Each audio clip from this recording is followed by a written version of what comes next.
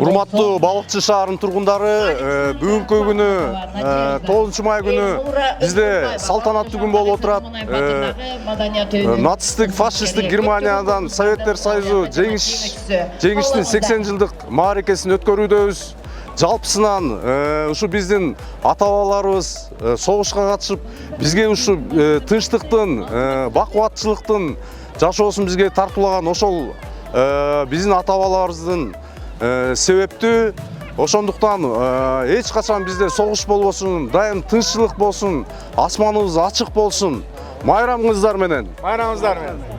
Урматтуу балыкчы шаарынын тургундары жана коноктору, бир туугандар, бүгүнкү жеңиш күнүнүн 80 жылдык майрамы менен баарыңыздарды чын жүрөктөн куттуктайм. Ушу бүгүнкү күнү эскерүү күнү болуп, аталарыбызга, чоң аталарыбызга дагы согушка катышкан, орукта болгондордун жана блокадада болгондордун арбагын арнап Куран окулду. Алла Тааланын арбактан ыраазы кылып өзүнүн рахматына бөлөгөндөрдөн болсун.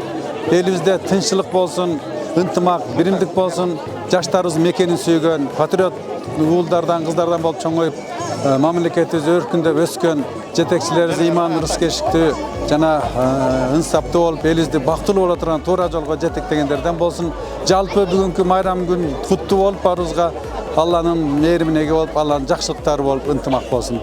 Бүгін Улуу Ата Бекти соғыстың бүткөнүнө 80 жыл балык шаарында жакшы майрам болуп атат. Эл аябай көп, элдин баары тең парадты көрүп, согуш техникаларын көрүп, аябай кызыктуу, жакшы маанайда өттү.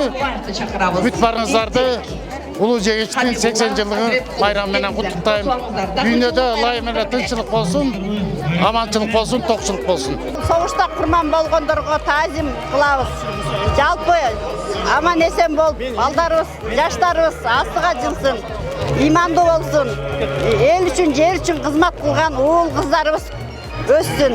Балыкчы жалпы жамаатына бүгүнкү майрамга терең ыраазычылык билдиребиз. Аябай сонунчулуктур. Бүгүнкү күндө жаркырап жайнаган майрамдарды эс болуп жүрүүнү каалап кетем. Ушуна майрамды өткөрүп аткан, жана ушундай ишараларды өткөрүп аткан биздин жана президентибиз, жана ошондой эле биздин шаардын жетекчилери, азаматтар деп башлаган аппарат жетекчилеринин баары ушундай майрам тартуулап, бизге ушундай мааниз көтөрүп атканына рахматтар болсун. Элдерге ушундай тынччылык болсун. Элдер ушунда отурган жоокерлерге ушуны көрүп турганда биз ойлойбуз, ар дайым биздин мекенибизде тынччылык болот деп.